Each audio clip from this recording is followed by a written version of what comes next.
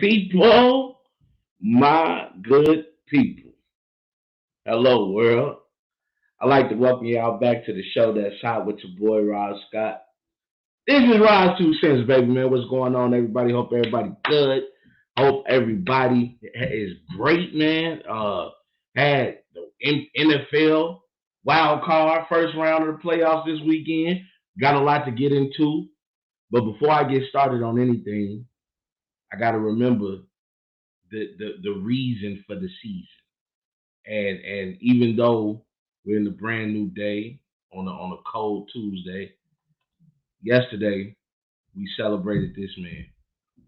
We celebrated the legendary, iconic Reverend Dr. Martin Luther King Jr. And you know, all praises to the Creator for that man, and all praises to the Creator for my foundation. Being a young black male raised in the city of Chicago, I was fortunate enough to be raised and be taught in a private school system that was dedicated to our people. Shout out to Emmanuel Christian School, the school that gave me my foundation. I was there from preschool to eighth grade, which got me into a religious background and also learning the history, at least the way we were taught about our people. So, we had to write reports on, iconic figures in the African American community, even though I'm a black American, not saying, I think everybody, if you're going to look at it that way, everybody's an African American, but that's a different conversation for a different time because, that's where we all originate from. But, to be able to learn about these iconic black people who, you know, sacrificed pretty much their lives to the message of equality and, however they spit that message, whether it was through any means necessary or through nonviolence or through education, through science, through law enforcement, through the judicial system. We got to learn about some iconic black figures at the school I was, taught from, and had some great people come from this school as well. Shout out to my boy Hot Rod, Rodney Washington, who you guys are hearing now on the airways of 107.5 WGCI. Shout out to my boy D Brooks Exclusive. You know what I'm saying? You guys are here his beats and see his movements with corporate in Chicago and other various Chicago artists like G Herbo, Dirt. I mean, this guy has worked with everybody. We've got some. Shout out to Stephanie Colton, who's an alderman in this city. So you know we have produced some great people. Shout out to Rob Scott, who's the host of Robs2Cents, the next hottest thing in sports. So we produced iconic people from that school as well. So we got to learn about people like Dr. Martin Luther King Jr. and his sacrifice, him sacrificing his life for us.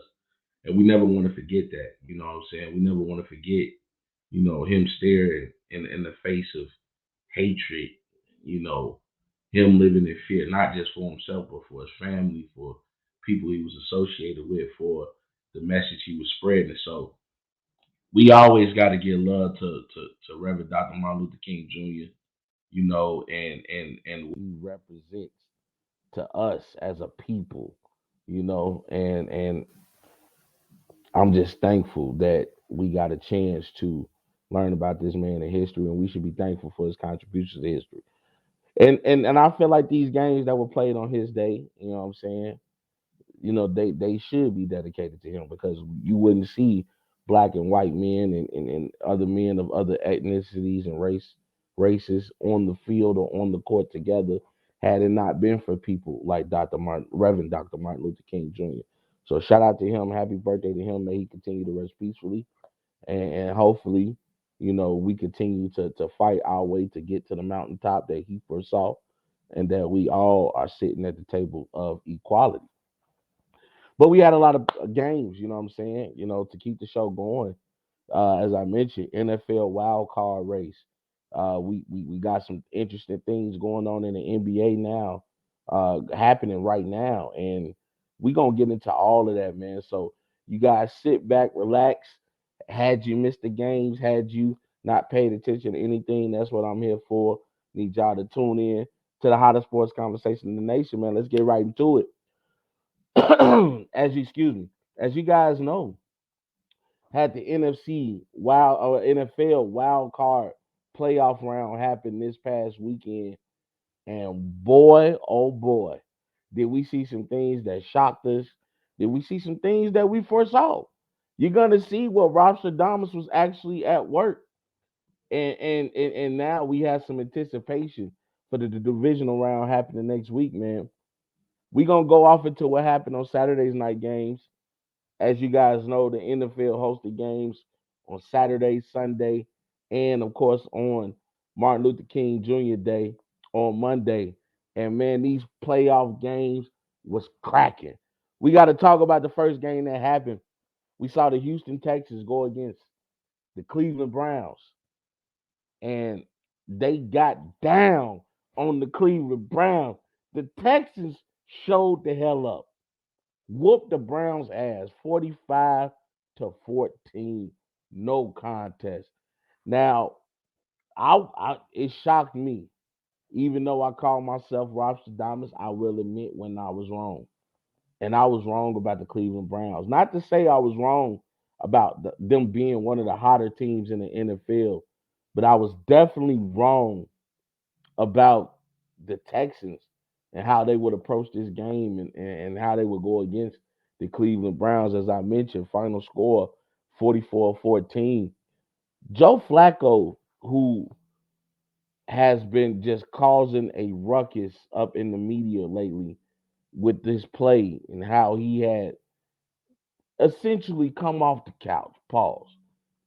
How he had got off the couch to come to the NFL out of retirement once again and to try to get another Super Bowl ring. And it was looking like at one point in time it was going to be a magical ending. I mean, Joe Flacco had a game, but even in this game, he wasn't that bad. Even though he threw two interceptions, he was 34-46 for 307 yards. Had and even threw a touchdown. Kareem Hunt received a touchdown through the air and also rushed a touchdown on the ground. I mean, Cleveland just couldn't get this running game together. I mean, if you look at the tell of the tape and we look at the team stats, Cleveland only rushed for 56 yards. This is not a recipe for success for the Cleveland Browns, because this was a team who had made this bread and butter before Joe Flacco got there, based on the run game and based on the defense. Now, we understand that that run game took a huge hit with Nick Chubb going down at the beginning of the year. But even at the same time, we saw Jerome Ford make a name for himself, and we saw Kareem Hunt getting resigned back to the NFL and going to play with the Cleveland Browns. And that was a two-headed run game in itself. However, they just could not get the job done. And that Browns defense, on the other hand, looked confused because CJ Stroud, the rookie from Ohio State, who is now sweeping that rookie statement under the rug, this jinx that all Ohio State quarterbacks are not good in the NFL, he's putting that to bed because CJ Stroud will have himself a game 16 to 21 from the field, 274 yards, throwing for three touchdowns, no interceptions.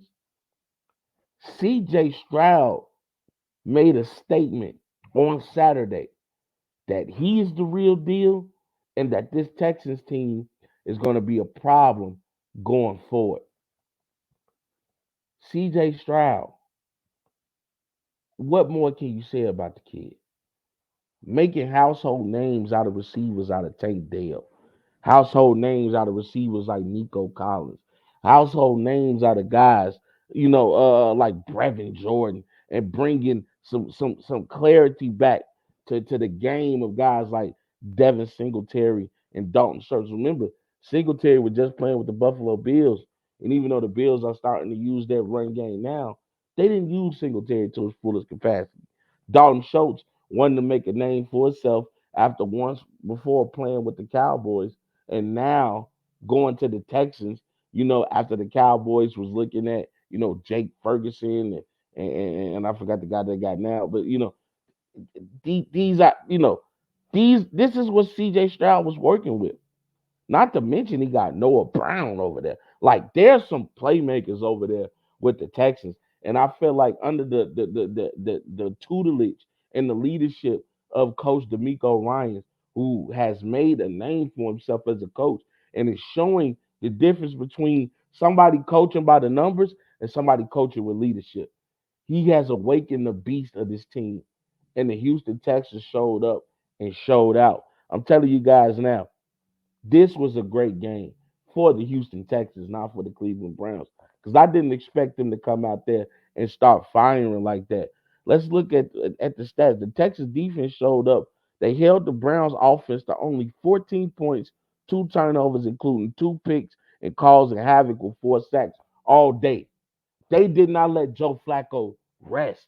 I'm telling you guys, I took the notes as I was watching. Coach D'Amico Ryans, man, you know, seeing how proud he was of his guys, seeing how the Houston Texas organization is fully behind this guy as the head coach. It was just amazing to see. And CJ Stroud, even though I was raised in the church, I don't consider myself a religious person. I'm definitely a spiritual person. Definitely a person that believes in higher power and understands that we don't do this on our own. And you can see that through CJ Proud. He had a certain humbleness about him. He was constantly thanking God, thanking, the man, the entity that made it possible for him, saying that he knows where his help comes from the Lord. And that was a beautiful thing to see how humble this guy was. And he had just a certain confidence about him that he said that he knew he was supposed to be in this position due to God. And I love that for CJ Stroud, man. As I mentioned, man, the Houston Texans are going to be a problem going forward. The Cleveland Browns, they're gonna get that quarterback situation figured out. Hopefully, you get Chubb back and he's able to come back and be at least 80% of what he was, and you got a good run game with him, Ford and Hunt. How you able to keep all three of those guys? We'll be able to see, but with the way they played in the playoffs, I'm pretty sure money shouldn't be a problem. They should be happy to be on the team. Let's get to the next game, man. Kansas City Chiefs defeated the Miami Dolphins 26-7. I expected this. The reason I expected this is because Miami all year has not proved to us that they can beat a team, that's a winning team. They've only had, I think they only had one victory all year against a winning team, maybe two if you want to count the Bills. But at that time, the Bills wasn't a winning team in the NFL. I did they beat the Bills? I know they put a whooping on the Broncos, but it was just horrible. What Miami showed up with. Kansas City came out to play. Pat Mahomes, 23 of 41 on the day, 262 yards, one touchdown, no interceptions. Had a balanced attack. Isaiah Pacheco, 24 yards, 24 carries for 89 yards, one touchdown. That's what you look for out of your playmaker. And then Rasheed Rice stepping up where it's some huge shoes to fill because you can see during the season that Kansas City was missing Tyreek Hill. Rasheed Rice said, "No hill, no problem. There's no hill that I cannot climb." 8 receptions for 130 yards and one touchdown. Crazy. And Travis Kelsey finally showed up. It appears that my APB worked. I put out an APB for Travis Kelsey. We wanted to know where was Travis Kelsey. Taylor Swift had taken up the news, showing up to the games, and Travis Kelsey said, "I guess I can disappear." And he wasn't there for the Chiefs, but in this game, he was. 7 receptions for 71 yards. Thank you, Kelsey, for showing back up for the Kansas City Chiefs because they're going to definitely need you going forward. We're going to talk about that a little later. But as far as the Dolphins, I've yet to see the Miami Dolphins play well against a team that's a winning team. I called it. I didn't think that the Miami Dolphins would beat the Kansas City Chiefs. Tua Tagovailoa, and everybody keep making this excuse that Tua has never played in weather that's lower than 46 degrees. Then you shouldn't play in the NFL.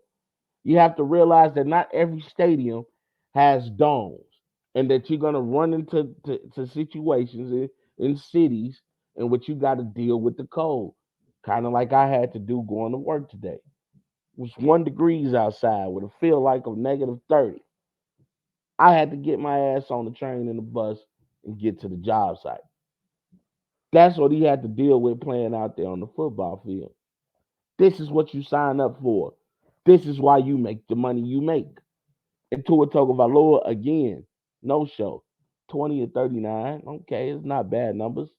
199 yards, threw for under 200 yards, one touchdown and a turnover. And that run game couldn't get started at all. Between your two big guns and Raheem Mostert and Devin Achane, you had a combined 42 yards, 33 yards off 8 carries for Mostert, and 9 yards off 6 carries for Achane. That's not how you win the game. Tyreek Hill showed up and gave you a little magic, gave you a touchdown on the day, but you only scored 7 points. This high powered offense in the Miami Dolphins only scored 7 points against a Chiefs team that's been struggling all year. Now, mind you, this Chief team struggled because they had receivers that had the most drops in the NFL. Their receivers had a combined 44 drops on the year. Nobody dropped passes in this one. Now, Kadarius Toney had to sit out due to, I believe, a hip injury, but he might be back in the next game. But when you got my boy Rice out here, Rasheed Rice, being the playmaker that he is, this team looks like if Kansas City goes into the offseason, get themselves a couple more receivers, they're gonna be just fine. Because they've been winning based on their defense and their balanced attack. Pacheco was back for this game, and they had a great game. Pacheco giving Pat Mahomes the liberty to still be the playmaker that he is, running these play action passes. You don't know who's going to have the ball. Rasheed Rice being a great yak player, getting those yards after the catch.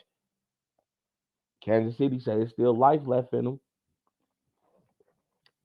and it's going to be tough playing them in the next round. I hope Buffalo paid attention.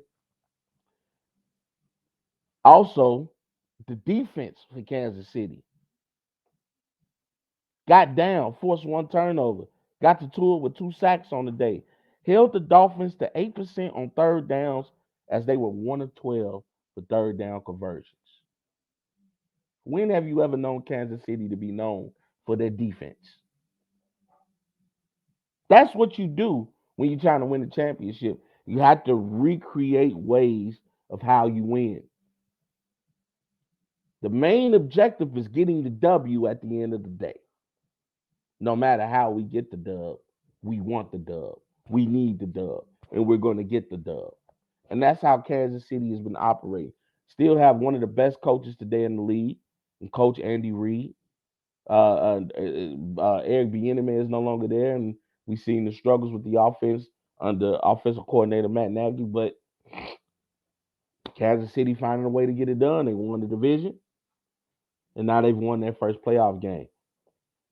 And now they're going to experience something they've never experienced during the tenure of Patrick Mahomes as the starter for this franchise. They're going to experience how it feels to play on the road in a playoff game versus Buffalo. Can't wait to get into those predictions, man. Let's talk about the next game. Green Bay versus the Dallas Cowboys. This was another ass whooping. Oh, Green Bay came to play. And I don't know where Dallas left that game at. It was if I was watching Space Jam and somebody had a football with all the talent of the Cowboys trapped inside. I don't know what alien came down and took the IQ that took the game of the Dallas Cowboys players, but it seemed like nobody showed up to play for Dallas except for Jake Ferguson. Let's talk about it. Dak Prescott, who was an MVP candidate this year for most of the season, his excellent play. When those lights switched on and they got real bright and it was time to really show what you can do, he disappeared. Dak Prescott had 60 pass attempts. Now, granted, he completed 41 passes out of those 60. Threw for over 400 yards, 3 touchdowns, and 2 interceptions. But most of those yardage that Dak got on his stat line was in garbage time. This is why you have to watch the game. This is why you have to understand. If you look at the score of Green Bay versus Dallas, you would think that the game was close. Oh, they 48-32. Dallas fought hard. At the end of the first half, it was 27-1. I mean, to 10. I mean, to 7. Actually, Dallas had no chance in this game. Like they was getting dog walked. Green Bay called off the dogs in the fourth quarter. That's how bad this ass whooping was. And Dallas was able to score a little bit going into the fourth quarter, but the game wasn't even close. Tony Pollard had a touchdown but couldn't get really off. Only had 56 yards off 15 carries. CeeDee Lamb showed up, 9 receptions, 110 yards. Michael Gallup showed up, 6 receptions, 103 yards. And Jake Ferguson definitely showed up. 10 receptions, 93 yards, 3 touchdowns. You would assume with all this yardage that these receivers had that Dallas had a great game. But as I mentioned, game wasn't close. They really called off the dogs. At the end of 3 quarters, the score was 41-16. Green Bay said, do what you do. We've done enough to go on to the next round. But let me tell you about my boy Jordan Love. Let me show love to J Love. Because the man was 16-21, 272 yards, 3 touchdowns, no interceptions, no turnovers. The man looked better than Aaron Rodgers did. He's done something that Aaron Rodgers or Brett Favre has not done. Not only did he lead his team in his first official start for the Packers to the playoffs, he's now won a playoff game in his first official start for the Packers in the playoffs. Jordan Love out there getting it done, making household names out of guys like Datavion Wicks, Luke Musgrave, Romeo Dobbs, the same guys that Aaron Rodgers couldn't play with. Jordan Love came out and got the job done. And I was nervous for Jordan Love at first because some of the games that I see him play in before he became the official starter, he didn't look good. He came out to play. He came out to make a statement. Not only did the Packers sneak into the playoffs, they coming to disrupt shit. As I mentioned, Romeo Dobbs, 6 receptions for 151 yards, 1 touchdown. Dontavion Wicks, 1 touchdown. Luke Musgrave, 1 touchdown. But the star of the game was Aaron Jones. I don't know what it is about Aaron Jones when he plays against the Cowboys. He had 21 carries for 118 yards, 3 touchdowns. Now we know he's from Texas. He went to UTEP, University of Texas at El Paso. But do you know that he's one of the best running backs ever, statistically, when up against the Cowboys? Let's talk about it. Who can forget the game in October of 2019 when he scored 4 touchdowns on the Cowboys? In his career against the Cowboys, Aaron Jones has 83 carries for 488 yards and 9 touchdowns. He's only played 4 games against the Cowboys. That is crazy. The other two people that's in front of him have played more games, like 10 and 12 games, and don't even have the stats that he has against the Dallas Cowboys. That shows you how much Aaron Jones loves to go back home, play in front of his family and friends, and show them why he made it to the NFL. He said it. I think he said his father had only seen him play one time, and he got a chance to see him against the Cowboys in this game on Sunday. You can't do nothing but feel happy for Aaron Jones. Packers defense also came to play. They held the Cowboys to 16 points through 3 quarters. That's why I said don't get confused with 48 to 32. The score was 41 to 16 at the end of the third. Game wasn't even close. Dak threw two back to back interceptions, one pick six included in those interceptions, reverting back to the old Dak Prescott. It's like every time you think the Cowboys are going up, they start cowboying. I hate to be one of those people that just hate the Cowboys because I really have no gripe with the Cowboys. They look good all year. But when you needed Michael Parsons to be the leader of this defense, he was quiet. I think they really missed Trayvon Diggs in that secondary because Gilmore wasn't supposed to be the main centerpiece of that secondary. It's supposed to be Trayvon Diggs and Gilmore. And they showed that he was definitely missed because Jordan Love did whatever he wanted to do.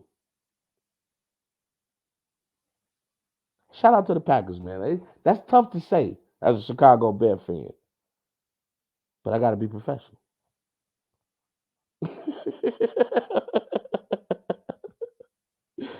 Let's get to another NFC North counterpart in the Detroit Lions as they defeated the Los Angeles Rams in a very close game, 24 to 23. This game had a lot of storyline in it. As you guys know, Matthew Stafford played for the Detroit Lions for many years, was one of the cornerstones of their offense.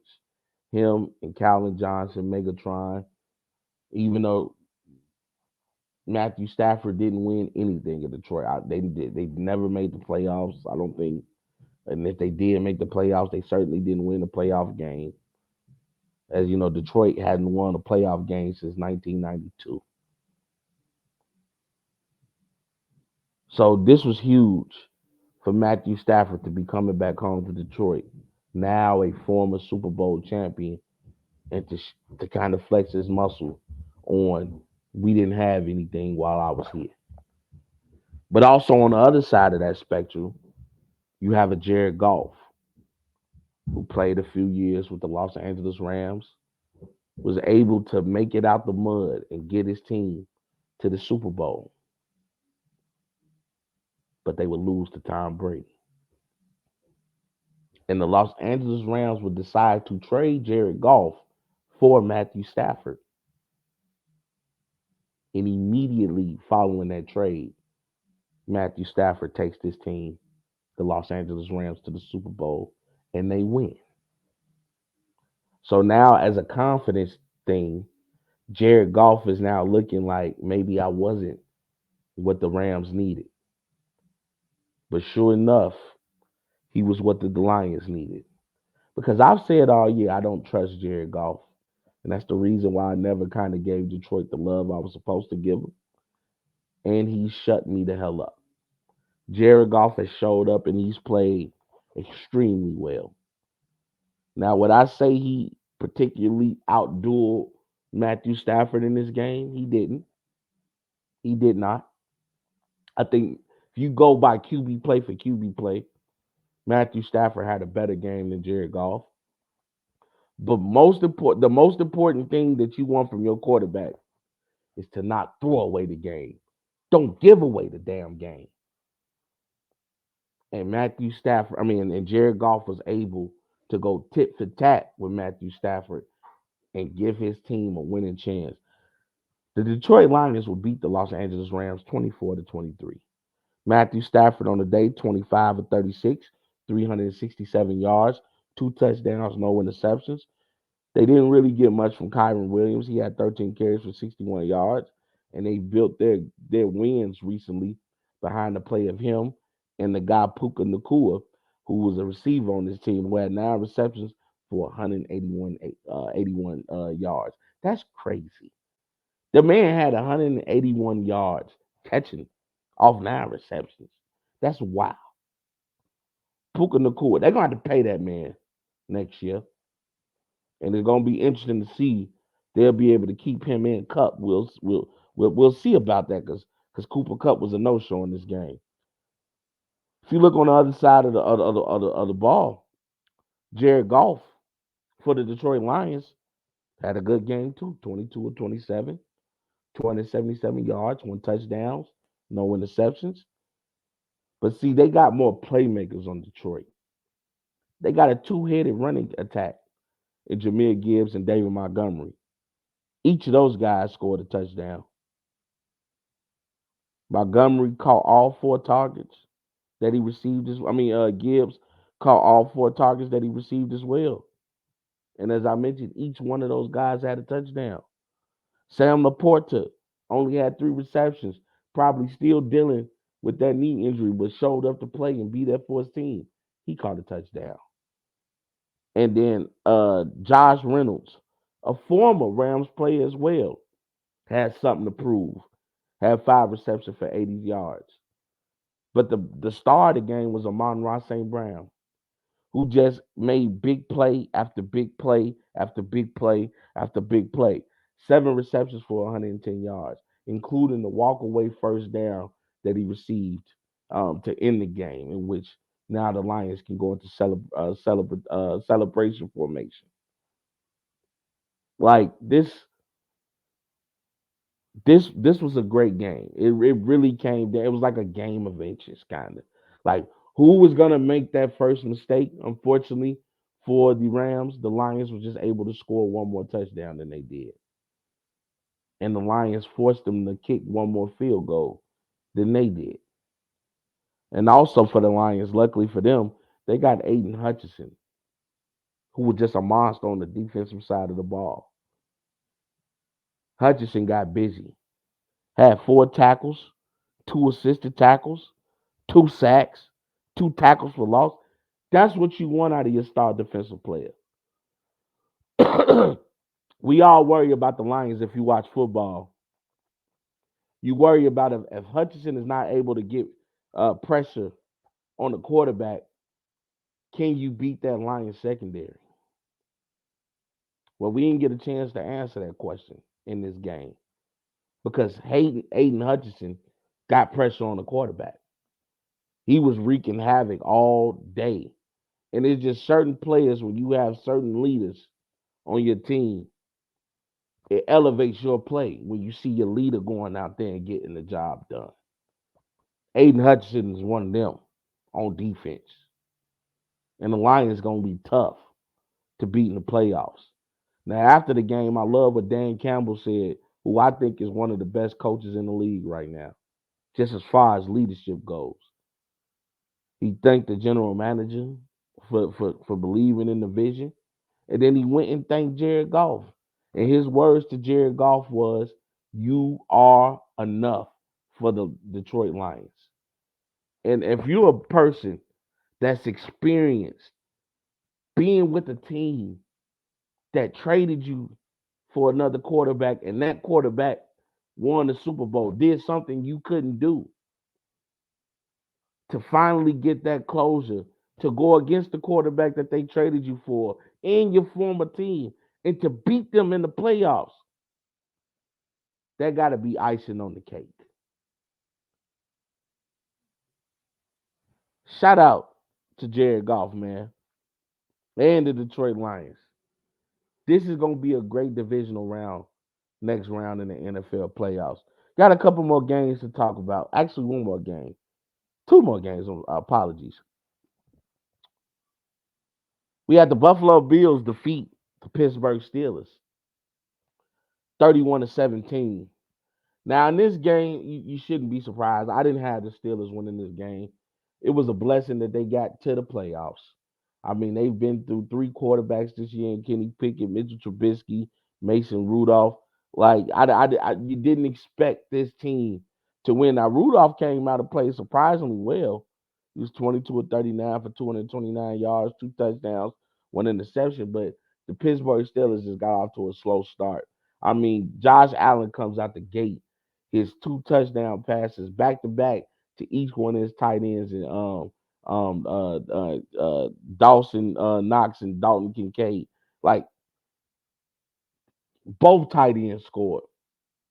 And then Josh Allen gets a 52-yard run. Rushing, this is your quarterback. Had a great game on the ground as well. I mean, he had 74 yards and one rushing touchdown.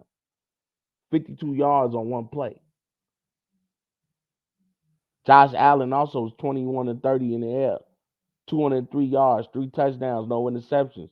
As I mentioned, hit Kincaid with a touchdown, hit Knox with a touchdown, hit Khalil Shakir with a touchdown. The defense showed up as well, forced an interception and a fumble. Nobody felt like Pittsburgh really had a chance in this game. You really don't even have to prolong explaining this game. We knew that Pittsburgh, they came in, they were hurt, had guys going out during the game.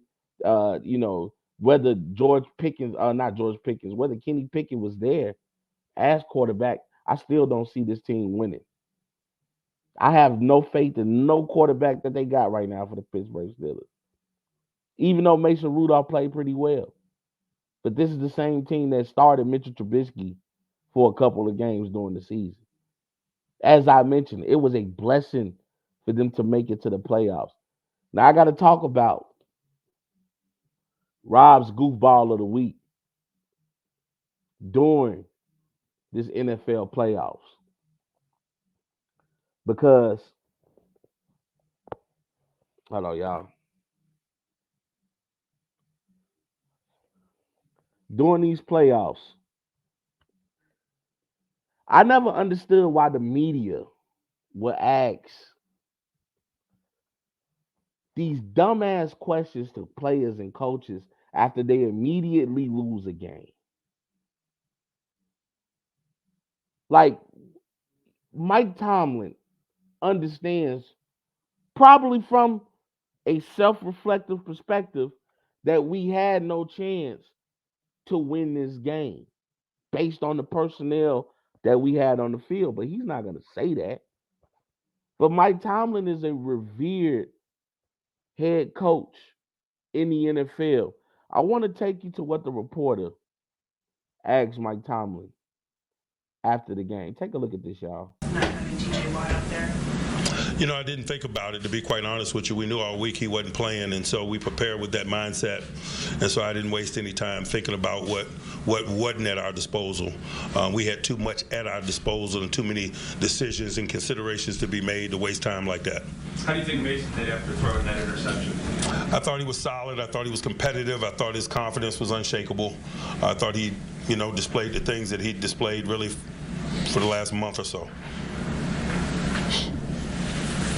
Anyone? Mike, you have a year left on your contract. I understood that. Like, if we're gonna talk, let's talk about the game. But I'm fresh off a loss. I'm trying to figure out maybe do I still want to do this? I've been doing this for 17 years for this organization. Do I still want to be here? And you want to talk to me about my coaching issues? Why don't you show me the same respect you would show to a Bill Belichick? Why don't you show me the same respect you would show to an Andy Reid? Because I am just revered as much as they are as a coach in this league. Let's talk about what Mike Tomlin has done for this league, for the Pittsburgh Steelers in the NFL. Since joining the Steelers in 2007, he's led his team to 11 playoff runs, 7 division titles, 3 AFC championship games, 2 Super Bowl appearances, and a Super Bowl title. Not to mention, he has the third longest streak with 17 seasons without a losing season as a head coach. And you're going to talk to me about contract issues? See, this is why everybody should not be media for these major sports companies. Like certain questions you should understand. I'm not gonna ask somebody immediately after they lose, do you think you're gonna play here next year? What response did you think you was gonna get? This is why certain people in the media, you have made Robs goofball of the week. Why don't you ask hard hitting questions instead of dumbass questions? Let's continue to go on with the playoff review. In the last game we saw on Monday night on Martin Luther King Jr. Day, we saw the Tampa Bay Buccaneers defeat the Philadelphia Eagles 32-9. Now, I don't like to call myself Robs2Cents, but see, when you have your own show, when you run things on your own time, you got receipts. Take a listen to what I predicted. Without them being able to run the ball, you're putting a lot of pressure on Jalen Hurts and asking him to be a pocket pass. You're asking Jalen Hurts to win the game for you with his arms. That ain't Jalen Hurts' game. They need to be able to rush the ball. Now, he has some great playmakers over there. Dante Smith, Goldert, A.J. Brown, as I'm alluded to, but A.J. Brown is hurt. We don't even know if A.J. Brown is going to suit up on Monday to play Tampa Bay. Luckily, he gets an extra day of rest. But that's going to be a very tough team. Tampa right now, they're on a roll. They didn't rest any of their guys because they had to win that game in order to win the division. Right now, I think Tampa Bay has the possibility of upsetting the Philadelphia Eagles, and that's what I'm going with that game. Robs2Cents does it again. I got receipts. This is what I said. If you follow your boy and you bet on DraftKings or FanDuel or PointsBet or Caesars, MGM Grand, whatever you bet on, I hope I won you some money. Because I said the Tampa Bay Buccaneers would defeat the Philadelphia Eagles. Now, I did say I thought it would be a close game. I thought it would end 17-14 based off of field goal. I did not see Tampa Bay coming out and giving the Philadelphia Eagles what my boy Jim Ross would call an old government ass whooping. Like, whooped them like a government mule. That was an old behind the woodshed over my knee. Stop being bad. What he said on Baby Kids, I whoop you when I wanna, when I wanna, when I wanna. Hey, that was one of them ass whoopers. Philadelphia Eagles had that hesitation cry when they got done with the and Tampa Bay came in there and said, "Shut up, I give your ass something else to cry about." That's the type of ass whooping that was. Jalen Hurts, didn't I say if you want to defeat the Philadelphia Eagles, you got to turn Jalen Hurts into a pocket passer. Make him be a traditional quarterback. Don't let him beat you with the tush push. Don't let him beat you with your legs.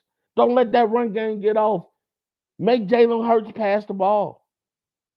He was 25-35 on the day for 250 yards and 1 touchdown. But that was it. He did nothing.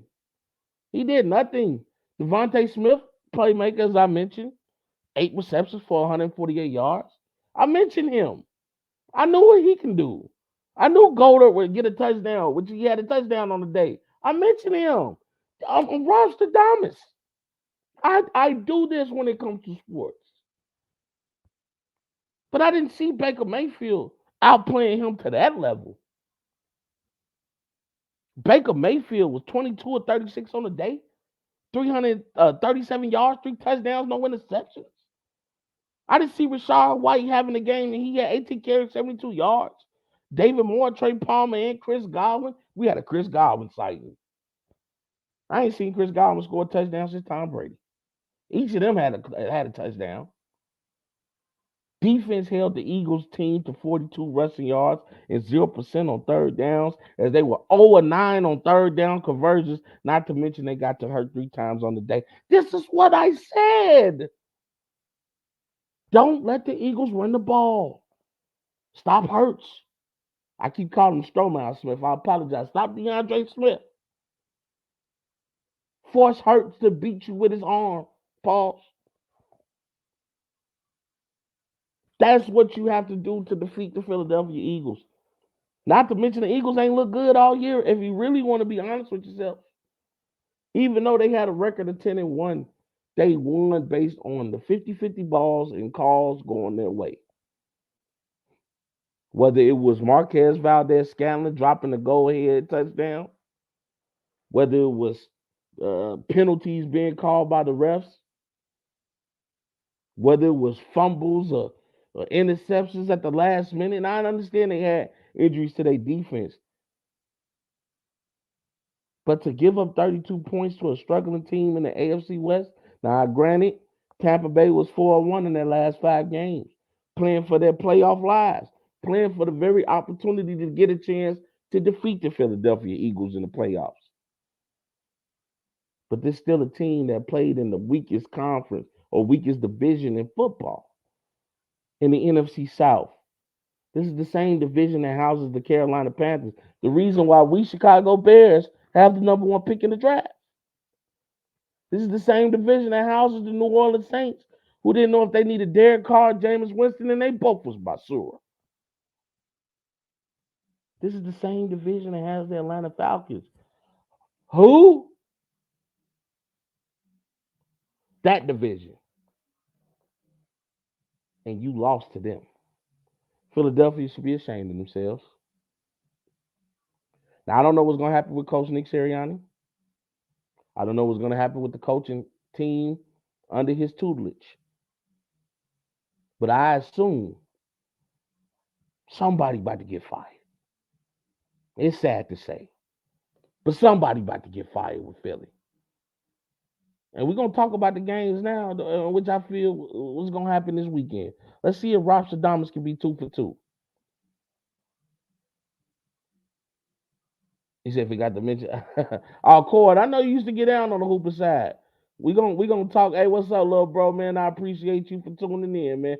Appreciate y'all for tuning in, man. If you got some comments for your boy Rob, make sure you comment. Make sure you're telling your friends to come watch the show, man. We talking sports tonight, baby.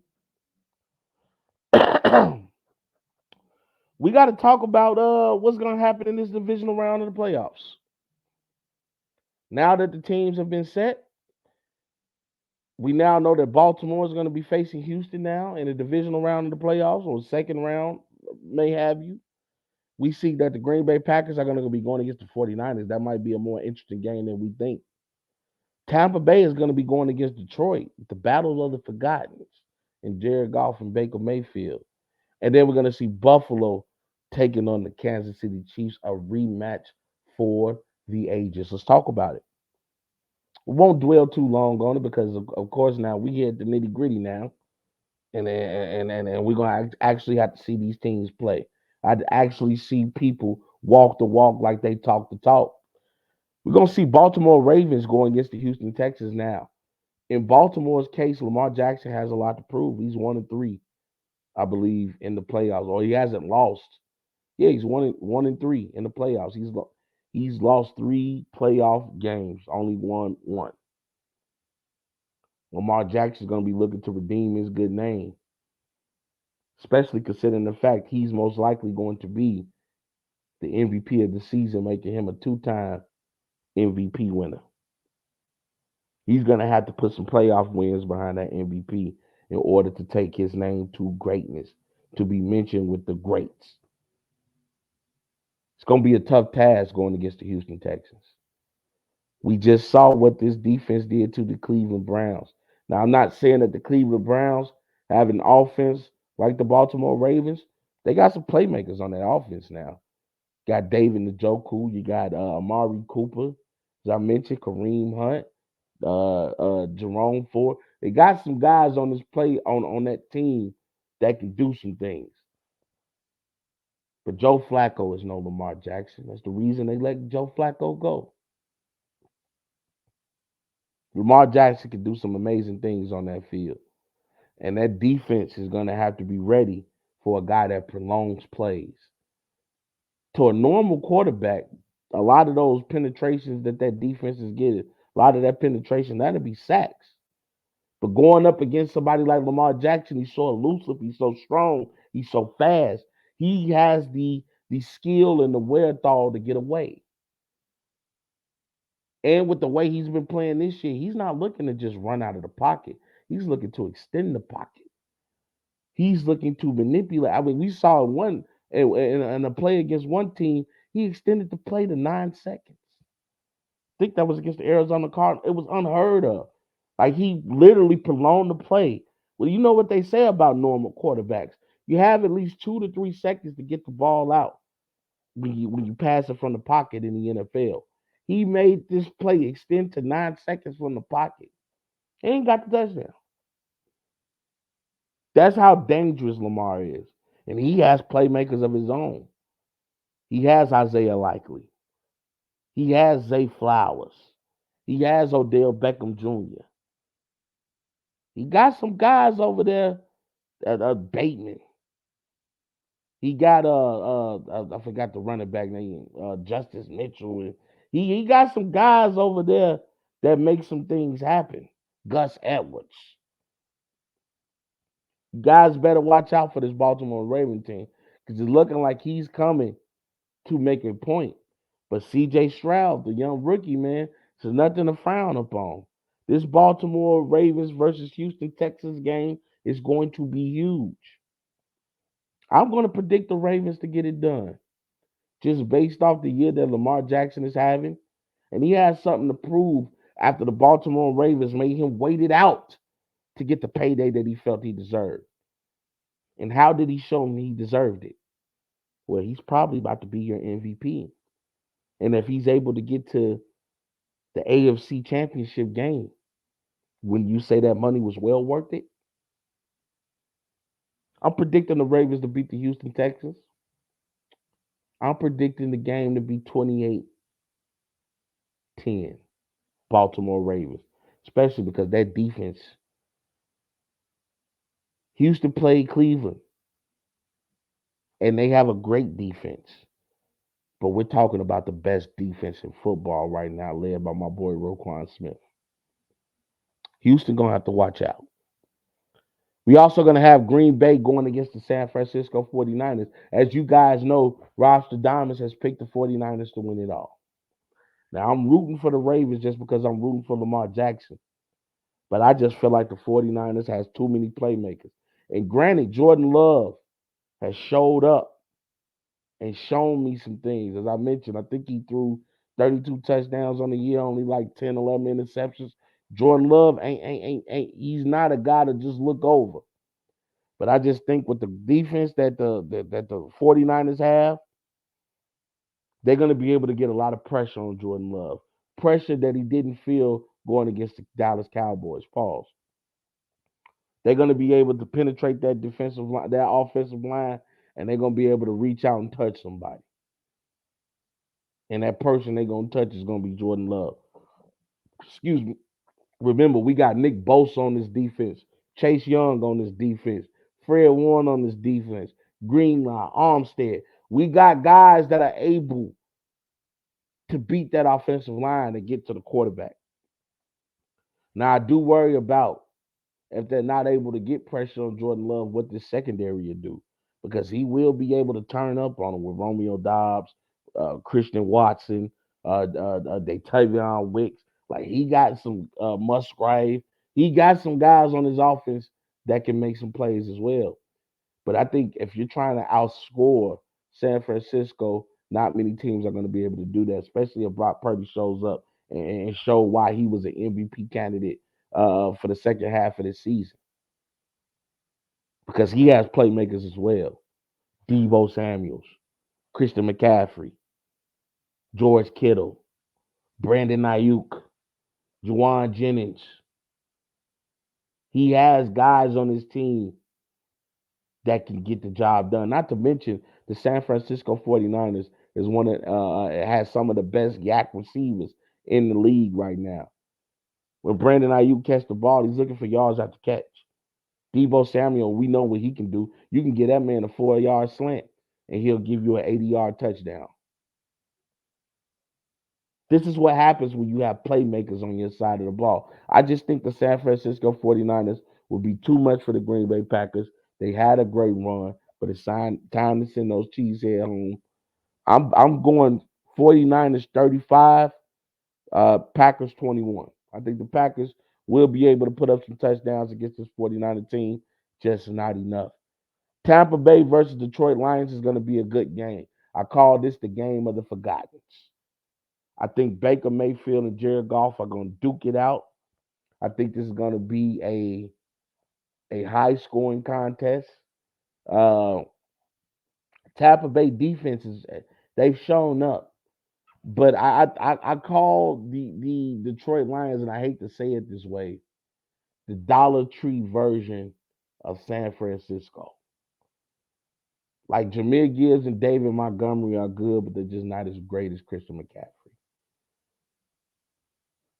Reynolds, Amon-Ra St. Brown, Sam Laporta are good, but just not as good as Debo Samuels, Brandon Ayuk, George Kittle. But they are some great playmakers. So I hate to say Dollar Tree version. Maybe I'll just say the underwhelmed version of the 49ers. And Golf has proven this year that he can get the job done. He's took this team to win the division in the NFC North. They've won their first playoff game as a franchise since 1992. Golf is looking like he's trying to get his team to the NFC Championship game. But I've said it once and I've said it again. I just think it's Baker's time. And I'm going to go with the Tampa Bay Buccaneers to beat the Detroit Lions. I just think their defense is starting to show a little bit of championship grit. Most of these guys, well, I don't want to say most, but a couple of these guys on that defensive end of the ball was there part of that championship team in 2021 when Tom Brady won. I just think that the Tampa Bay Buccaneers are playing the right football at the right time. And that offensive line came out protected Baker Mayfield.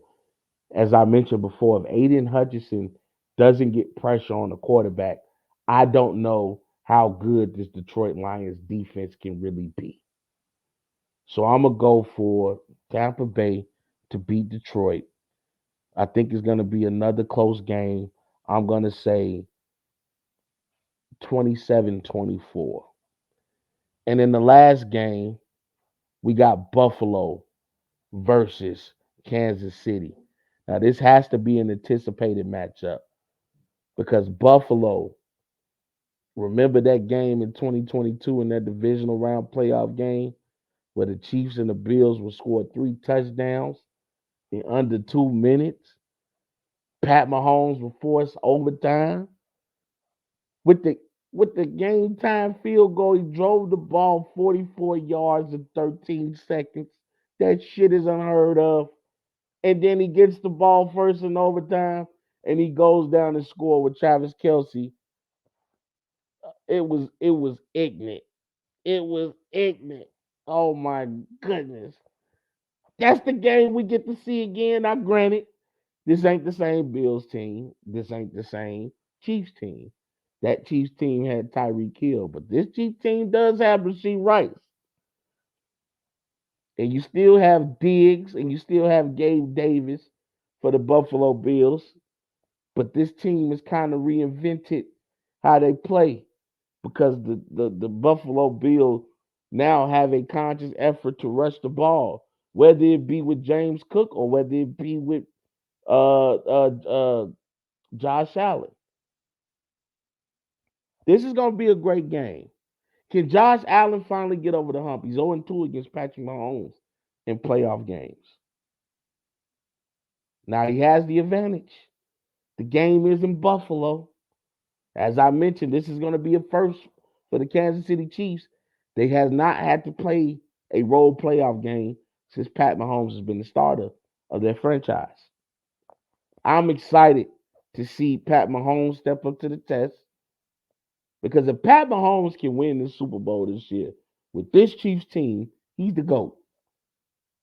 He's the GOAT. Like he's already next up as the GOAT because to me, this dude doesn't know how it feels to not play for a championship. Like every game, he's at least played for the AFC Championship. That's ridiculous. He doesn't know how it feels to play on the road in a playoff game because that's how good his teams were. And even without Tyreek Hill, he went on to win a ring last year. Even without Tyreek Hill, he's at least taking his team back to the divisional round of the playoffs. This is showing the greatness of Pat Mahomes.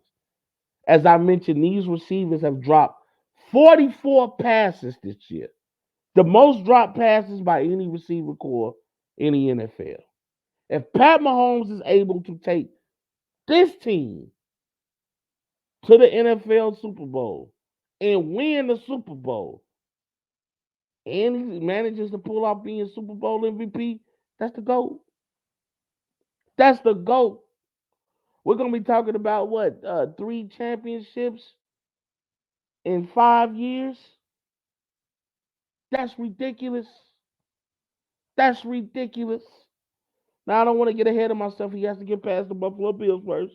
And it's going to be a tough task because the Bills' defense is starting to play again. And as I mentioned, they are making a conscious effort to run the ball. It's going to be a great game. I'm going to predict the Chiefs to win this game. I don't think the Bills have enough. I got the Chiefs winning this game 17-16. Chiefs over the Bills. Let's talk a little basketball, ladies and gentlemen.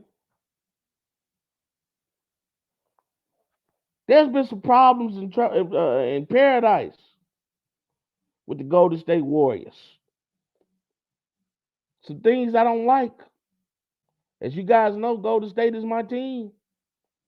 I've been rocking with Golden State for a long time now. But there's been some problems. Right now, they're 12th in the Western Conference. Record of 18-22. 3-7 in their last 10 games. And Steph Curry has to take a lot of the blame. He's been shooting horrible in these last games. I mean, listen to some of these numbers from the 3-point line. The greatest shooter of all time, and there's no debating that. But listen to some of these numbers. Against Denver, Steph was 3-13 from the 3-point line. Against Miami, he was 2 of 8 from the 3-point line. Against Toronto, he was 0-9 from the 3-point line. I remember looking at that. I betted that game. I think I had Steph for 30 and 4 threes. And I remember looking at that game, and it was like the second quarter, and I'm like, this can't be right. Steph Curry only got 1 point. I literally went to NBA.com from my phone to go verify if what Google was showing me was accurate. And then remember last night, January 15th, MLK Day, against the Memphis Grizzlies, he was 3-9 from distance. Remember, this was the same Memphis Grizzlies team that didn't have Desmond Bane, that does not have John Morant, who's gone for the rest of the season, who did not have Marcus Smart, who did not have Derrick Rose. Not only did he shoot poorly against the Memphis Grizzlies, the Golden State Warriors lost to that team.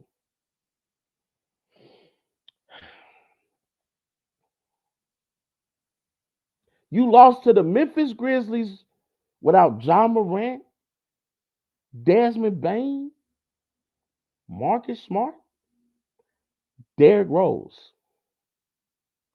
You let somebody named Gigi kill you. Now, don't get me wrong. I love seeing Gigi have a good game. And at the end of the game, he got a chance to talk with the inside NBA crew. And he got a chance to hear Shaq tell him congratulations. And his reaction made me smile. It was a wholesome reaction. It's the reaction you would expect anybody to have when you hear a legend like Shaq, somebody who dominated the game, was the most dominant player to ever play in the NBA, tell you, good game, kid. But as a Warrior fan, as a Steph Curry fan, y'all got to get that shit together. Because it's getting bad. It's getting ugly. You play no defense. You gave up 132 points to the Mavericks. You gave up 130 points to the Nuggets. You gave up 141 points to the Pelicans. And then you lose to the Grizzlies. Where's the defense at? Where's the accountability at? Where's the grit at?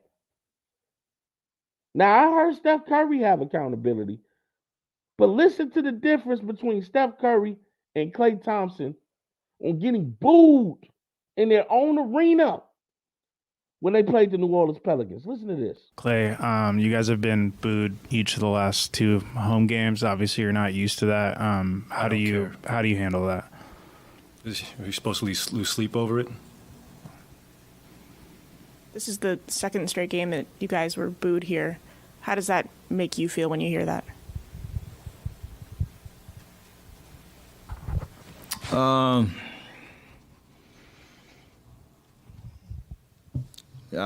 don't even know what to say about it because I don't want to be prisoners of the moment and understand, we're obviously struggling. There's nothing to really cheer about, so the opposite of cheering is booing. Might as well. I don't take it any certain type of way. Honestly, I'm booing myself, booing our team in my head because of the way we're playing. So, it is what it is. Fans are going to react the way that they want. It's our job to, give them something to cheer about. And we have not done that. Do you see the difference in the reaction? Do you see Klay Thompson talking about, well, what am I supposed to do? Lose sleep over this? I've been asking for Klay's job. Like, don't get me wrong. I appreciate everything Klay has done for the Golden State Warriors, and he will go down as one of the best shooters in NBA history. And that backcourt will go down as the best shooting backcourt in NBA history. But as you know, with sports, it's not about what you've done. It's about what are you doing. What have you done for me lately?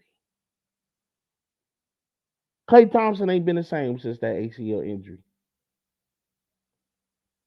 Not only can he not defend players at a high level that he used to be. Remember, Klay Thompson used to be a great two-way player. He was the guy that you would put on the best player on an opposing team, a best wing player, best forward. Klay would be the guy to guard him. Klay can't stick defense anymore. And worse than that, he can't shoot anymore. When Klay has a good game from the field or he scores a lot of points now, it's a shock. You're like, oh, shit, Klay went for 30. I forgot he could do that. He's been bad. Basura this year. I've had conversations with friends. I've had conversations with other guys that are doing this in the sports media world. I personally think Steve Kerr should have set Klay down. Bench him. Have him come off the bench with Chris Paul. Start a guy like James Moody. Or Moses Moody, I'm sorry. Start Moody. A guy who's been showing you he's not as great as Klay was. I'm not saying that. But his production now has been better than the production Klay has shown. He's been wasting time with Wiggins. He's finally giving Kuminga a chance. And then you got the situation of the Draymond distractions. Draymond has been suspended like 3-4 times just in this young season. They ain't even played 40 games yet. Huge distraction. Steve Kerr, when is enough going to be enough? When are you going to stop these woes for the Golden State Warriors? Because right now, their old general manager, Bob Myers, he's looking like a very smart man for jumping off the ship before it crashed. Golden State Warriors, y'all got to get it together, man. Still got some time left. The trade deadline isn't until February 8th. You might be wanting to look to make some moves to bring some life and revigorate this team. Because right now, you're not looking good. But I'm going to tell you a team that's looking good. Are the Timberwolves for real? Now, I didn't want to trust it when we're talking about 10, 20 games into the season. But right now, they got a record of 28-11. That's 39 games if I'm counting correctly. We're almost halfway into the season, and the Timberwolves are number one in the Western Conference, which has proven to probably be the toughest conference this year. Not to mention the defensive intensity that this team has been showing. They're ranked number one in opponents' points per game. Number one. They're keeping opponents at 107.3 points per game. As we know, this game has been built off offense in today's NBA, and they've been able to hold teams under 108 points. And this has been a coming out party for Anthony Edwards, who has looked better and better and better every year since his 2019 debut.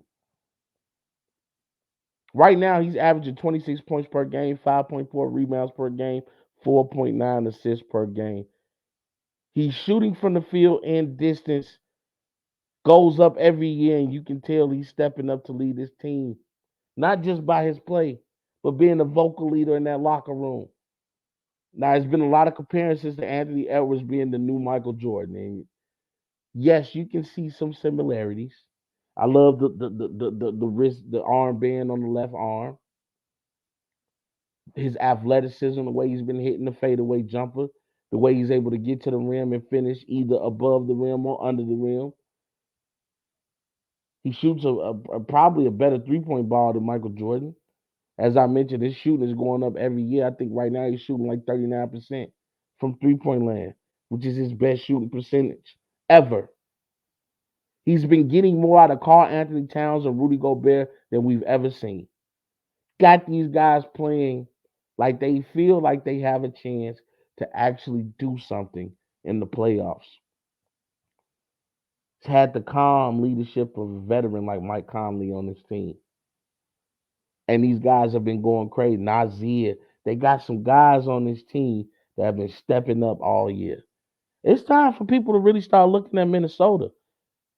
Let's look at what they've been doing. They're 16-2 at home, 12-9 on the road. So not only are they a decent road team, that you definitely don't want to see Minnesota in Minnesota. 5-1 in their division, and currently 6-4 out of their last 10 games on a 2-game winning streak. Minnesota has been hooping this year, y'all. And I got to give love to them. I think the Timberwolves are for real. And I can't wait to see this team in the playoffs. I want to see what Anthony Edwards is made of. I told everybody he was going to be playing with a different level of confidence after when he played for the represented the U.S. in the FIBA games. We've seen players go play for these tournaments, whether it's been in the Olympics or whether it's been for FIBA, and we've seen them be surrounded by other alpha males on their team, and come back with a newfound confidence. Look at 2008, after guys played with Kobe Bryant. You see LeBron James become a champion, Chris Bosh become a champion. See Dwight Howard in his evolution becoming the defensive player of the year, leading his Magic team to the finals, eventually becoming the champion with LeBron James and that's Los Angeles Lakers team. Even though Chris Paul didn't become a champion, he's regarded as the point guard, and he's led the teams like the Phoenix Suns at least to the NBA Finals. Had a chance to do it against the Golden State Warriors when he played with Houston, but unfortunately got an injury in Game 6, didn't play in Game 7, and we know the rest. We see guys like D Wade gain that knowledge and leadership quality from Kobe to have the wherewithal to tell somebody like LeBron James, you're the man on this team. We brought you here to follow your lead. If you don't play like LeBron, we don't win championships.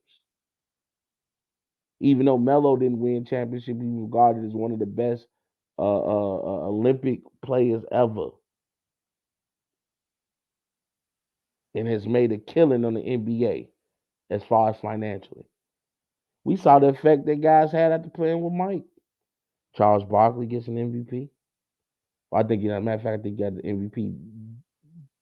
No, he got his MVP the following year, I believe, or before. I know he was MVP in '92. But we see the impact it had on people like Stockton, Malone. Like, that's what happens when you play with alpha males. You learn how to become an alpha.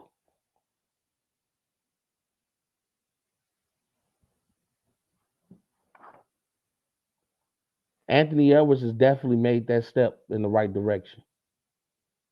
And I'm excited to see the future for this kid. And maybe one day, especially we understand Steph Curry's gonna be retiring soon. LeBron James is eventually gonna retire. He's gonna be probably the next face of the NBA. Keep your eyes on Anthony Edwards, man. Almost done with our show, man. We got to talk about the NBA trade deadline. As I mentioned, it's going to be coming up on February 8th. We got some guys like Pascal Siakam, DeJounte Murray, Zach LaVine, Kyle Kuzma, Alex Caruso, Bogdan Bogdanovic, Bojan Bogdanovic, Kevin Herter. We got some guys on that list, man. Uh, some people think that possibly Donovan Mitchell might be on the move as well. We know as far as when it comes to Toronto, they're kind of in reset mode, and they're looking at Scotty Barnes as the guy and want to clear up spacing for him. So they're going to be probably looking to get off Pascal Siakam, who becomes a free agent this year. You got to think about DeJounte Murray. It hasn't really gelled well with Trey Young. I know right now he's on a 4-year, $114 million extension that he signed this past summer. Has a player option in 2027. Excuse me, but it is looking like the Atlanta Hawks is gonna continue to ride the Trey Young train out, and Dejounte Murray might be on the move. It's rumored that he might be going back to San Antonio. Coach Greg Popovich has already come out and said that he would love to have Dejounte Murray back at that organization.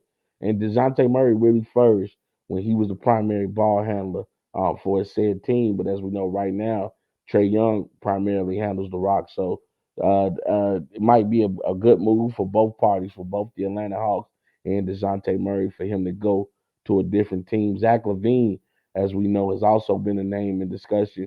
Back in 2022, signed a 5-year, fully guaranteed contract worth $215 million. Uh,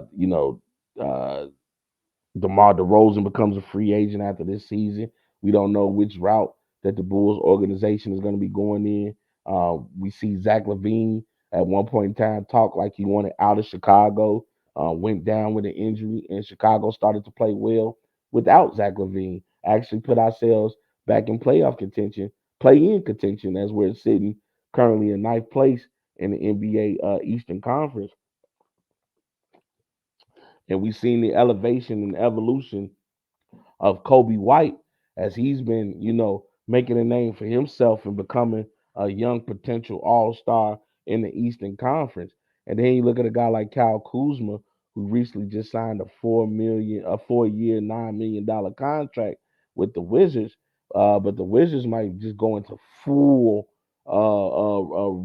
rebuild mode, probably try to look to get him and Jordan Poole away from this organization and go into a different route. So there's some interesting names that we're seeing possibly come up in these trade talks. As I mentioned, the trade deadline is February 8th, which is a week before the NBA All-Star game. And a couple teams like the Golden State Warriors, a couple teams like the Los Angeles Lakers, possibly the Dallas Mavericks, possibly the Atlanta Hawks, possibly the San Antonio Spurs, possibly the New Orleans Pelicans, because you don't know what route they're going to be going. There's going to be some teams that's looking to, add a piece or two to help in their quest for a championship. And I think this might be one of the bigger trade deadlines we've seen in a long, long time. Uh, Man, I got to give a shame on you to the Chicago Bulls fans. Now, as you guys know, on the 12th, we celebrated the Ring of Honor for that 96 Bull team that won 72-10 and eventually won the NBA championship. And during the Ring of Honor celebration, Of course, they were going to call Jerry Krause, who was the general manager at that time for the Chicago Bulls. And, you know, if you haven't seen The Last Dance, then you won't understand why this reaction happened to Jerry Krause's widow. Remember, Jerry Krause has passed away, and his wife was there to take the award, accept the award on his behalf, or accept the honor on his behalf. And this is what happened during the Chicago Bulls Ring of Honor. Take a look. Six-time NBA champion, two-time NBA Executive of the Year, represented by his wife Thelma, Basketball Hall of Famer and former Bulls general manager Jerry Krause.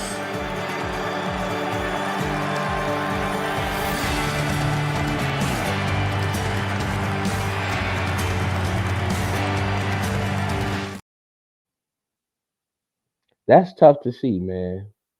That's tough to see. You gotta have respect for your elders first off. And second of all, she ain't do it. Now I get the gripe that people have with Jerry Krause. I get the fact that a lot of people feel like he ruined the Bulls franchise, the dynasty. He feel like he ruined it with his gripe, with whatever gripe he had with Phil Jackson, and coming out and saying there's absolutely no way, even if the Bulls go 82-0, that he will resign Phil Jackson to an extension and that he's gonna be fired no matter what. Come the end of the 1998 season, which was the last time we've seen the Bulls franchise hold up a championship ring or raise a championship banner. We understand that he came out and said a foolish thing, talking about players and coaches don't win championships, front offices do. And later tried to go on to say that it's a collaboration between the organization and players and coaches to the success of winning the championship. We understand that Michael Jordan didn't paint a very good picture of him in The Last Dance, and the beef that Michael Jordan had with Jerry Krause as far as contract situations and trading people and not bringing the right people in or who he felt should be brought in, and you know the sly remarks that Michael Jordan would say out the side of his mouth towards Jerry Krause in regards to his weight or height. We understand that, but you also got to look at the fact that Jerry Krause put that dynasty together, and that he made specific moves like trading Charles Oakley, even though Michael Jordan was against it. But bringing in Bill Cartwright was one of the best things that happened to the Chicago Bulls. By bringing in a guy like Scottie Pippen, now regardless of what issues Scottie had with Jerry Cross or Jerry Reinsdorf in regards to his contract, he was one of the best moves that happened to Chicago when he came and became Jordan's 1B. Bringing in guys like Horace Grant and then realizing we got to try to recreate that magic, and then bringing in a guy like Dennis Rodman, the controversial Dennis Rodman at that time, who was out in the media either wrestling or marrying himself. You guys don't understand. It's hard to make those tough decisions sometimes. And when you're a leader, you're not going to make everybody happy. But the same way you're going to give him shit about what he didn't do right, you can't do nothing but give him love for what he did do right. The guy made the dynasty. He is a big contributor to the Bulls winning those 6 rings. Keeping Michael Jordan. Bringing in Scottie Pippen. Bringing in a Horace Grant. Bringing in a Tony Kukoc, who he convinced Tony Kukoc to sign out of his deal over there in Croatia. Bringing in a Dennis Rodman, a Luke Longley, a Bill Cartwright, a Ron Harper, who was an adversary when he played for Cleveland against Jordan. You got to give Jerry Krause some love. And even if you don't want to, based off the knowledge in The Last Dance, don't boo his wife. She didn't do it. That was just a huge, and you can hear the fans try to, drown out the few boos that happen and give this woman a cheer. But You can tell that hurt her, man. Like seeing the look on that woman's face hurt me. It made me embarrassed to be a Chicago Bulls fan. You gotta let that hate go. We'll never get anything good for us as long as we hold on to this hate. And I felt really bad for Mrs. Krause. Now, hopefully, shame on her PR team. Shame on the PR team for the Bulls for not thinking ahead that this could possibly happen and that we should prepare this woman that she might get booed based off actions that her husband did. Got to be better, everybody across the board. And also, before we end, we bid. Got to give love to my boy too before I end. I'm glad I saw that. Shout out to my boy Ice Cube, man. As you guys know, I got a chance to interview Ice Cube with my boy Mike Hughes, who's the co-host on Welcome to Mars, the Mike and Rob show. And he was the one that got us the interview, man. So shout out to my boy Mike Hughes for real. Got a chance to interview the legend, to interview the mogul named Ice Cube, Mr. O'Shea Jackson. And during the interview, we talked about how he felt that the NBA, was trying to sabotage him, was trying to come at the thing that he was doing when his league didn't even bother the NBA. He understood that the NBA is here, and he got his own thing over here. He's not trying to compete over there. He's over here. And that the NBA was trying to do everything to kind of like to stop him. Whether it was taking sponsors or suing him for using their players and different things like that. So to see the NBA finally recognize my man's and give him and basically name an award, a Hall of Fame award after him called the Ice Cube Impact Award. And what this award does is award anybody who's making huge contributions in their community and changing the lives of kids through the game of basketball. That's huge for the NBA to acknowledge what Ice Cube has done. Giving retired players or players that's no longer in the league a second chance at that 15 minutes of fame, a second chance to make an income, excuse me, doing the thing that they love to do, which is playing the game of basketball and the contributions that he's made through his different uh uh uh foundations and different groups that he gives back to the community through the game of basketball and providing jobs for people, whether it's through media or through the big three league. Like Ice Cube has done a lot for a lot of people, and I'm glad that the NBA is finally showing him love. He's an icon. He's a legend. I mean, my kids are going to be quoting Friday and Friday after next and next Friday. Like my kids are going to be watching the Big Three League. I have nephews that love the Big Three League that I got a chance to see while they were there at the United Center while I was there with my press badge being one of the media partners for the Big Three. Like this was huge. And I'm so happy for Ice Cube. It's well deserved. I can't wait till they award the first player this prestigious award.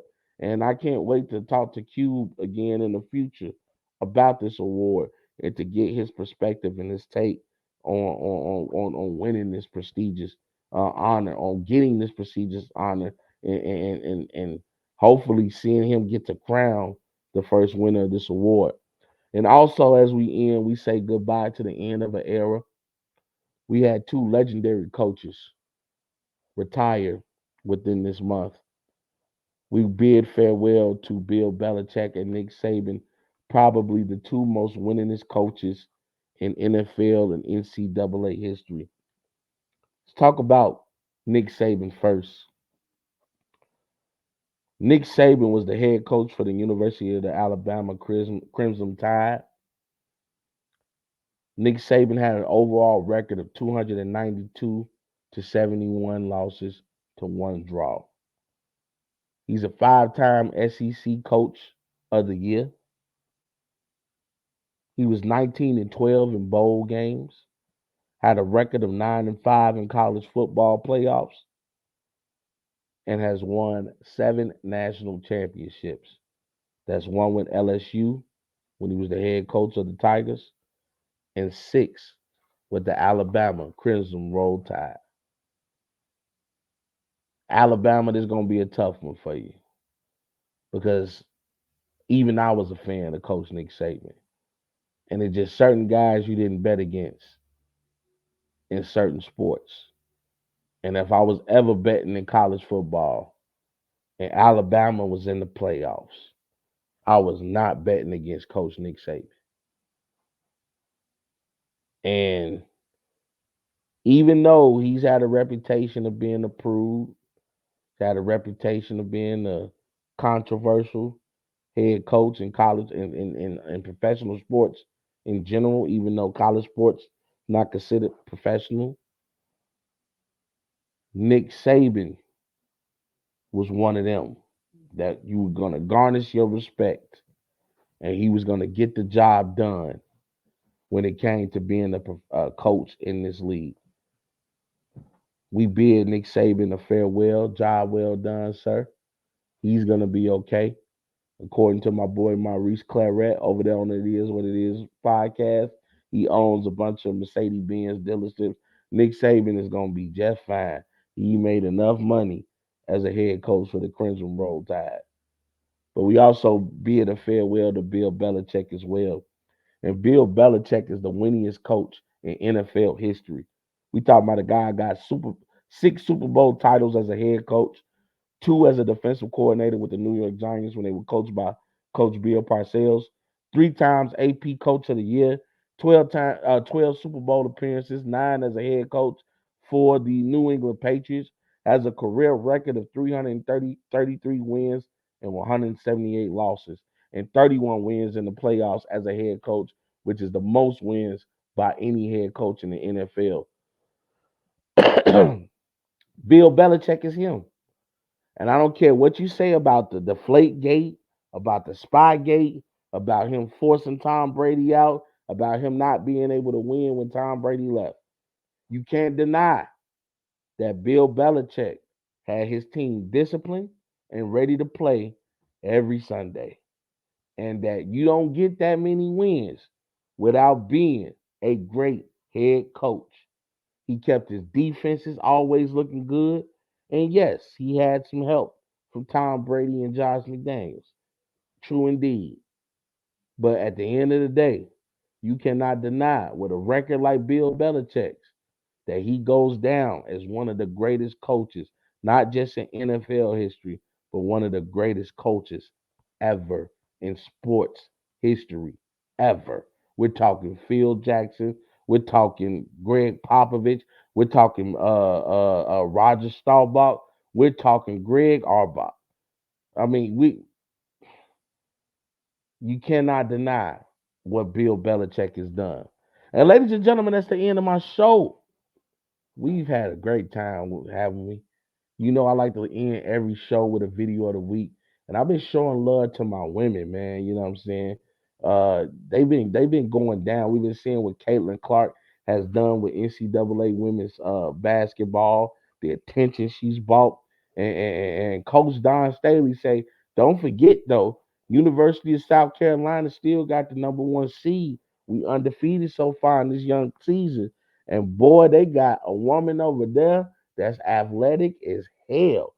Ashlyn Watkins dunked the ball during a game versus Kentucky, a game that the South Carolina Gamecocks, that's their name. Don't pause me on that. That's their name. That they won by 62 points. The final score being 98-36. Yes, ladies and gentlemen, she dunked the ball, and I ain't talking about no regular girl dunk. I'm talking about okay. If you don't believe me, let's watch the video of the week. Mimi Jenkins for Kentucky here, going up against Ashlyn Watkins. Watkins just stole it away. Falling it down! Ashlyn Watkins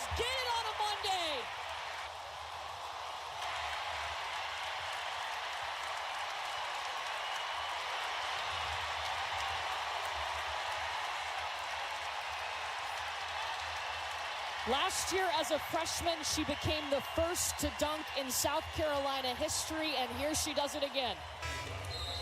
Show me this dunk again. You could tell the crowd, everybody's standing up. I mean, with authority, too. Never a doubt. Talking to strength coach Molly, she told me Watkins had been jumping almost 11 feet, so.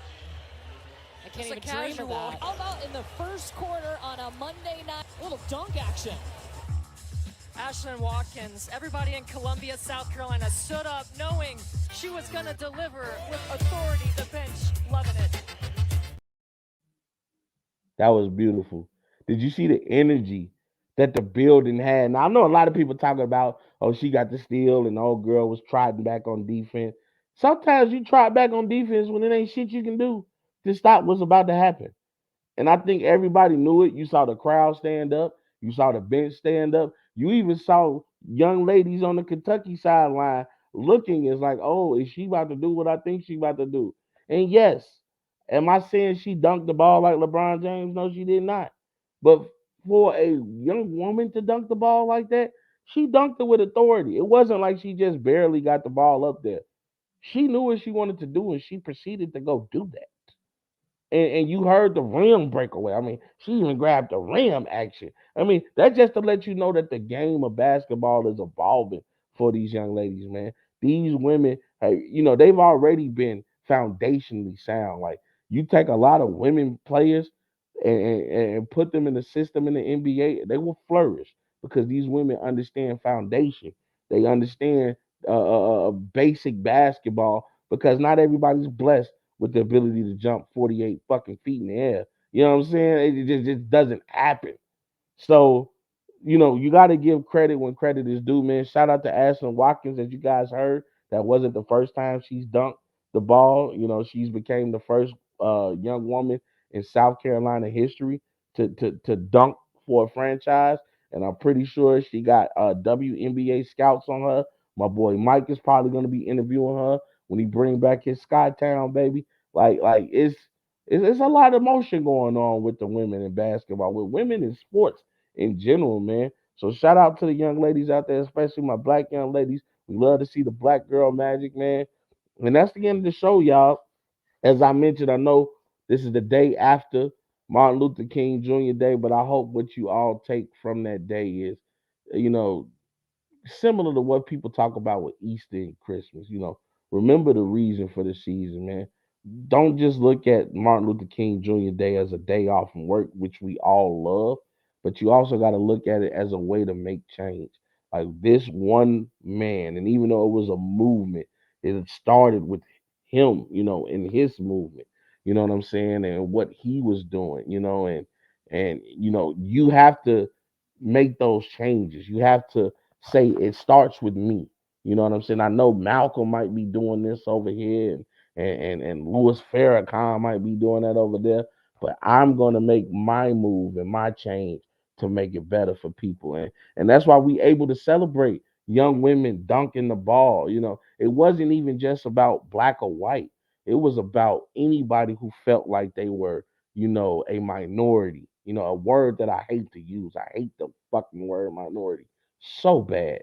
But for anybody who feel like they were less than, at one point in time, women couldn't even vote. Now we see women being vice presidents and running for presidents and playing professional sports and doing the job better than a lot of some of these dudes out here, man. Let's just keep it real.